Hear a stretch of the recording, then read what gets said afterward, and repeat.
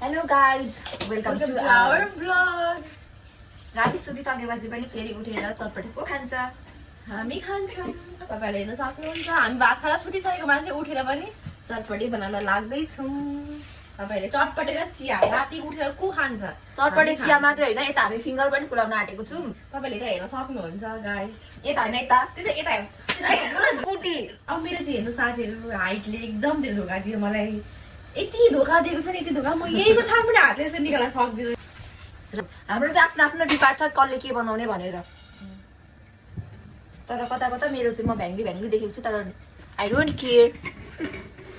उसले चाहिँ उसको मम्मीको लुगा लिएर आउनु भएको। बाइ द वे यो एउटा सिक्रेट हो। मम्मीले भन्नुभएको अर्को वर्ष पनि काम दिन्छ अरे, त्यही भएर मैले चाहिँ ठुलो लुगा लगाएको।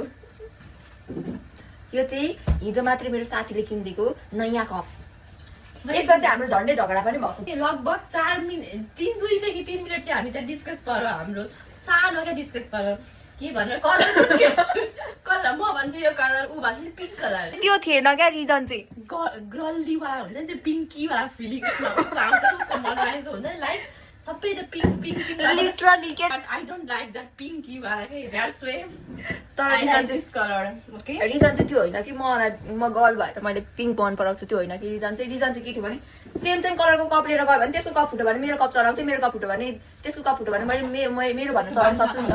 त्यही भएर चाहिँ डिफ्रेन्ट कलरको लिउँ भनेर सोचेर भने चाहिँ यो के हो यो नेपालको प्रसाद नेपालको वाइवाई चाउचाउको हामीले चाहिँ सबै खाइसकेको छौँ कि अब 3टा मात्र बाँकी छ। तपाईँले हेर्न सक्नुहुन्छ। अब 3टा पनि खाइसकेपछि दुईटा नगर के हामी तर चाउचाउ भएर हामी चटपटी यसरी बनाउन जाँगरै हुँदैन। हामीसँग अस्ति एकचोटि हामीसँग चाउचाउ थिएन हामीले लगभग 10 दिन 8-9 दिन जति कति दिन चटपटी खाइनौँ गाई। तर मेन भनेको चाहिँ सुत्ने बेलामा चाहिँ हाम्रो ओभर झगडा पर्छ जहिले।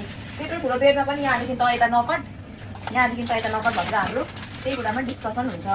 मैले चाहिँ अब कपाल छोडेको छु सुत्नको लागि कपाल छोडेको सुतेर म सुत्न आँटेको थिएँ। अहिले चाहिँ मैले के भन्छु भने राजासँग लाग्यो हाम्रो गाउँमा भन्छ। हामी चाहिँ राति होस् या जस्तो टाइममा पनि चटपटी खाना भने चाहिँ हामी प्रोपर चटपटी बनाउँछौँ। तपाईँहरूले थाहा हुन्छ हामी यसरी मसला बनाएर हालेर वाला खान्छौँ चटपटी बनाएर।